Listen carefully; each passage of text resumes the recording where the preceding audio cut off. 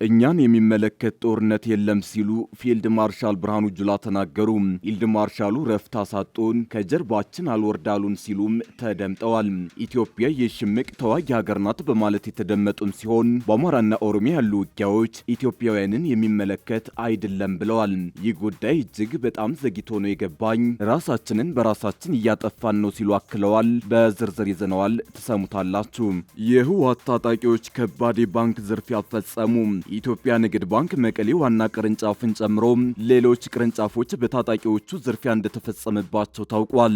ዝርፊያው ከመፈጸሙ አስቀድሞ መረጃው የደረሰው የጄኔራል ታደሰ ወረደ አስተዳደር አስቀድሞ ከባንኮቹ ገንዘብ ማሸሹ ታውቋል። እንመለስበታለን። በሀገሬ ለመቆየት ህጋዊ መሰረት የሌላችሁ የኢትዮጵያ ዜጎች በ60 ቀናት ከሀገር ይውጡ ስትል አሜሪካ አስጠንቅቃለች። የዶናልድ ትራምፕ መንግስት በሀገሪቱ የሚኖሩ ኢትዮጵያውያን ላይ ሰይፉን መዝዷል። የአሜሪካ ደህንነት ቢሮ ለኢትዮጵያውያን የሰጠውን ከለላ አንስቷል። በዚህም በቅርቡ በርካታ ስደተኛ ፖለቲከኞች ከአሜሪካ ሊባረሩ እንደሚችሉ እየተነገረ ነው። ታደምጡታላችሁ። አክብሮታዊ ሰላምታችን በያላችሁበት የዓለም ዳርቻ ይድረሳችሁ። የተወደዳችሁ አንድ አፍታ ሚዲያ ቤተሰቦች ከአንድ አፍታ ላሁኑ መደመጥ አለባቸው ያልናቸውን ዜናዎች ወደ እናንተ የምናደርስበት ሰዓት ላይ ተገኝተናል።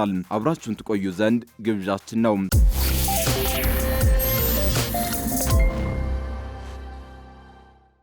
እኛን የሚመለከት ጦርነት የለም ሲሉ ፊልድ ማርሻል ብርሃኑ ጁላ ተናገሩ። ፊልድ ማርሻሉ ረፍት አሳጡን፣ ከጀርባችን አልወርድ አሉን ሲሉም ተደምጠዋል። ኢትዮጵያ የሽምቅ ተዋጊ ሀገር ናት በማለት የተደመጡም ሲሆን በአማራና ኦሮሚያ ያሉ ውጊያዎች ኢትዮጵያውያንን የሚመለከት አይደለም ብለዋል። ይህ ጉዳይ እጅግ በጣም ዘግይቶ ነው የገባኝ፣ ራሳችንን በራሳችን እያጠፋን ነው ሲሉ አክለዋል። ቀናት በፊት የጄኔራል ባጫ ደበሌ የጸረ ሽምቅ ውጊያ ጥበብ የተሰኘ መጽሐፍ መመረቁ የሚታወስ ነው። በዚያ የመጽሐፍ ምረቃ ላይ ፊልድ ማርሻል ብርሃኑ ጁላ የሰጡት አስተያየት ዘግይቶም ቢሆን ተሰራጭቷል። ፊልድ ማርሻሉ በዚህ መድረክ ላይ እጅግ አነጋጋሪ አስተያየት ሰጥተዋል። ከሰጧቸው አስተያየቶች መሃል በአሁኑ ወቅት በአማራና ኦሮሚያ ክልሎች እየተደረጉ ያሉ ውጊያዎች እኛን አይመለከትም ማለታቸው ነው። ፊልድ ማርሻሉ ጦርነቶች ሁሉ ባለቤት አላቸው፣ በአሁኑ ወቅት እየተደረጉ ያሉ ሽምቆች እኛን ኢትዮጵያውያንን የሚመለከት አይደለም፣ ባለቤቱ ሌላ ነው በማለት ተናግረዋል። ባለቤቱ ደግሞ ታሪካዊ ጠላት ነው። ትኩረቱን ሽምቅ ውጊያ ላይ ማድረጉ ደግሞ የዚህ ሀገር መለያ ሽምቅ ውጊያ መሆኑን ያሳያል። ኢትዮጵያውያንን የሚመለከት አንድም ጦርነት የለም ብለዋል። በዚህም እረፍትና ሰላም አሳጡን በማለት ያከሉም ሲሆን የጦርነቱ ባለቤት እኛ እንዳልሆንን የገባኝ እጅግ በጣም ዘግይቶ ነው ብለዋል። የኢትዮጵያ ያለፉት 70ና 80 ዓመታት ጦርነቶች ሁሉ ባለቤታቸው የውጭ ኃይል እንደሆነ ደጋግመው የጠቀሱት ፊልድ ማርሻሉ በዚህ አካሄዳችን ራሳችንን በራሳችን እያጠፋን ነው ሲሉ ውጤቱን ተናግረዋል። ታሪካዊ ጠላቶቻችን በትግራዩ ጦርነት ጊዜ 3 ቦታ ሊከፍሉን ነበር ሲሉ የቀጠሉት ኢታማጆር ሹሙ ኢትዮጵያን እረፍት ካልነሳናት በስተቀር እኛ መኖር አንችልም የሚሉ ሀገራት አሉ ብለዋል። እኛ 2 ነው የምንመስለው፣ አብዛኞቻችን ታሪክ ያለን አርበኞች ነን፣ ጥቂቶቻችን ግን ባንዳዎችና ምቀኞች ነን በማለት አክለዋል። የህወሓት ታጣቂዎች ከባድ የባንክ ዝርፊያ ፈጸሙ። የኢትዮጵያ ንግድ ባንክ መቀሌ ዋና ቅርንጫፍን ጨምሮ ሌሎች ቅርንጫፎች በታጣቂዎቹ ዝርፊያ እንደተፈጸመባቸው ታውቋል። ዝርፊያው ከመፈጸሙ አስቀድሞ መረጃው የደረሰው የጄኔራል ታደሰ ወረደ አስተዳደር አስቀድሞ ከባንኮቹ ገንዘብ ማሸሹ ታውቋል። በትግራይ ክልል መዲና መቀሌ የታጠቁ ኃይሎች የኢትዮጵያን ንግድ ባንክ ለመዝረፍ ያደረጉት ሙከራ ጥሬ ገንዘብ አስቀድሞ በመሸሹ ሙከራው ሳይሳካ መቅረቱን ምንጮ ተናግረዋል። በከተማው ውስጥ የህወሓት ታጣቂዎች ናቸው የተባሉ የታጠቁ ኃይሎች በተለያዩ አካባቢዎች የሚገኙ የኢትዮጵያ ንግድ ባንክ ቅርንጫፎችን በኃይል በመዝረፍ ጥሬ ገንዘብ ለመውሰድ ያደረጉት ሙከራ እንዳሰቡት ሳይሆን መቅረቱን ለማወቅ ተችሏል። ትናንት አመሻሽ 12 ሰዓት ገደማ ጀምሮ የህወሓት ታጣቂዎች ባንክ ቅርንጫፎች ውስጥ በመግባት ዝርፊያውን ያካሂዱ የነበረ ቢሆንም ከተወሰነ የጥሬ ገንዘብ ውጭ ሊዘርፉ ያሰቡትን ያክል የገንዘብ ክምችት ማግኘት መቻላቸውን የከተማዋ ነዋሪዎች ለሆርን ፍሪኩዌንሲ ገልጸዋል። መንግስት ታጣቂዎቹ የዝርፊያ ድርጊት ሊያካሂዱ ይችላሉ በሚል ቀድሞ በመጠርጠሩ በቅርንጫፎቹ ውስጥ የነበሩ ከፍተኛ የጥሬ ገንዘብ ክምችቶችን አስቀድሞ ወደ አስተማማኝ ቦታ በማሸሹ ምክንያት ታጣቂዎቹ ከፍተኛ ገንዘብ ሳይወስዱ መቅረታቸው ተገልጿል። ይህም ታጣቂዎቹ ከፍተኛ መጠን ያለው ገንዘብ የመውሰድ እቅዳቸውን እንዳያሳኩ አድርጓቸዋል ነው የተባለው። ነዋሪዎች እንደሚሉት የታጣቂዎቹ ዋና ትኩረት የመንግስት ባንክ ቅርንጫፎች ላይ ብቻ የነበረ ሲሆን ከዚህ የዝርፊያ ድርጊት ውጭ በከተማዋ ሌላ ከፍተኛ የጸጥታ ችግር አልተፈጠረም። መንግስት በክልሉ የሚገኙ የገንዘብ ክምችቶችን አስቀድሞ እንዳሸሸ መገለጹን ተከትሎ የትግራይ ክልል ነዋሪዎች ባንኮች በሚሰጡት አገልግሎት ላይ ከፍተኛ ችግር እንዳጋጠማቸውና በክልሉ ከፍተኛ የጥሬ ገንዘብ እጥረት ተከስቶ መሰንበቱን መዘገባችን ይታወሳል። ይህም የዕለት ተዕለት የንግድና የኢኮኖሚ እንቅስቃሴ ላይ ከፍተኛ ተጽዕኖ አሳድሯል። የተዘረፈው ገንዘብ ትክክለኛ መጠን እስካሁን አልተገለጸም።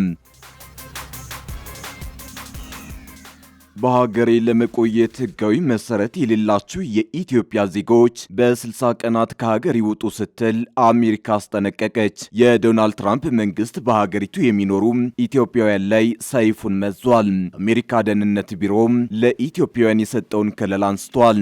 በዚህም በቅርቡ በርካታ ስደተኛ ፖለቲከኞች ከአሜሪካ ሊባረሩ እንደሚችሉ እየተነገረ ነው። የአሜሪካ መንግስት ከ3 ዓመት በፊት ኢትዮጵያውያን በጊዜያዊ የህግ ጥበቃ በሀገሪቱ ውስጥ እንዲኖሩ የፈቀደበትን አሰራር እንዲያበቃ አድርጓል። የአሜሪካ መንግስት ይህንን ጊዜያዊ የህግ ጥበቃ መብት የሚሰጠው በሀገራቸው ግጭት፣ የተፈጥሮ አደጋ ወይም ሌላ ለደህንነታቸው አስጊ የሆነ የተለየ ክስተት ካለባቸው ሀገራት ለመጡ ስደተኞች ነው። በዚህም የጥገኝነት መብት ውስጥ ተቀባይነት የሚያገኙ ስደተኞች በዩናይትድ ስቴትስ ውስጥ እንዲሰሩና ከሀገር እንዳይባረሩ የሚያደርግ ጊዜያዊ ከለላን ያገኛሉ። ይህ በትግራይ የተካሄደውን ጦርነት ተከትሎ በፕሬዝዳንት ጆ ባይደን አስተዳደር ለኢትዮጵያውያን ጥገኝነት ጠያቂዎች ሲሰጥ የነበረው ጊዜያዊ የህግ ጥበቃ አሁን በስደተኞች ላይ ጠንከር ያለ አቋም በሚያራምዱት በፕሬዝዳንት ትራምፕ አስተዳደር እንዲያበቃ ተደርጓል። ውሳኔው ይፋ የተደረገው የአሜሪካ የሀገር ውስጥ ደህንነት መስሪያ ቤት ኃላፊ ክርስቲኖም የመንግስት ውሳኔዎች በሚወጡበት የፌዴራል መንግስቱ መድረክ ላይ ባወጡት ማስታወቂያ ነው። የሀገሪቱን ሁኔታ በመመርመርና ከሚመለከታቸው የአሜሪካ መንግስት አካላት ጋር በመመካከር ኃላፊዋ ኢትዮጵያ ለጊዜያዊ የህግ ጥበቃ የሚያስፈልጉ ሁኔታዎችን የማታሟላ ናት የሚል ውሳኔ አሳልፈዋል በማለት ውሳኔውን አሳውቀዋል። የአሜሪካ መንግስት ይህንን ህጋዊ ጥበቃ በመጀመሪያ ለ18 ወራት ተግባራዊ እንዲሆን ለኢትዮጵያውያን መስጠት የጀመረው ጥቅምት 11 ቀን 2015 ዓ.ም የወቅቱ የሀገር ውስጥ ደህንነት መስሪያ ቤት ኃላፊ አሊያንድሮ ሚዮርካስ ባወጡት መግለጫ ነበር። በወቅቱ በኢትዮጵያ ውስጥ የነበረውን የትጥቅ ግጭት የተለየና ጊዜያዊ ሁኔታን ከግምት በማስገባት በአሜሪካ ውስጥ ህጋዊ የመኖሪያ ፍቃድ የሌላቸው ኢትዮጵያውያን ጊዜያዊ ህጋዊ ከለላ እንዲያገኙ ተፈቅዶ ላለፉት 3 ዓመታት ተግባራዊ ሲሆን ቆይቷል። ይህ ጊዜያዊ ህጋዊ ጥበቃ ለኢትዮጵያውያን በተፈቀደበት ጊዜ ወደ 27000 ይሆናሉ ተብሎ የሚገመቱ ኢትዮጵያውያን ተጠቃሚ ይሆናሉ ተብሎ ይጠበቅ እንደነበር በወቅቱ የሀገር ውስጥ ደህንነት መስሪያ ቤት ቃል አቀባይ ተናግረው ነበር።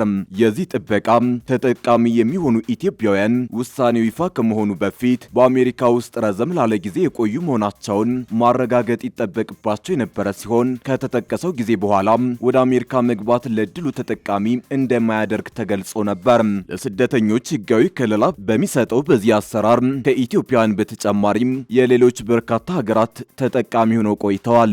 በከፍተኛ ሁኔታ ተጠቃሚ የሆኑት 600,000 ቬንዙዌላውያንና 521,000 ሄይቲያውያን መሆናቸው ይነገራል። ነገር ግን ፕሬዝዳንት ትራምፕ ወደ ስልጣን መምጣታቸውን ተከትሎ የሀገር ውስጥ ደህንነት ባለስልጣናት በቅርቡ የበርካታ ሀገራት ዜጎችን ከዚህ እድል ተጠቃሚነት ውጭ እንዲሆኑ ተደርገዋል።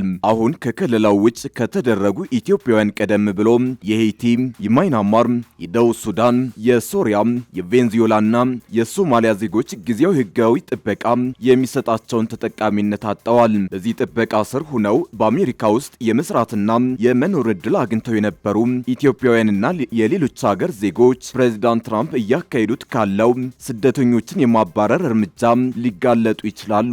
የትራምፕ አስተዳደር ዋነኛ ግቡ ያደረገው በሀገሪቱ ያሉ ህገወጥ ስደተኞችን በመቶ ሺዎች ከአሜሪካ ማስወጣት ከመሆኑ በተጨማሪ ህጋዊ የመኖሪያና የስራ ፍቃድ ያላቸው ሰዎችን ሰነዶች መለስ ብሎ እንደሚመረምር አስታውቋል።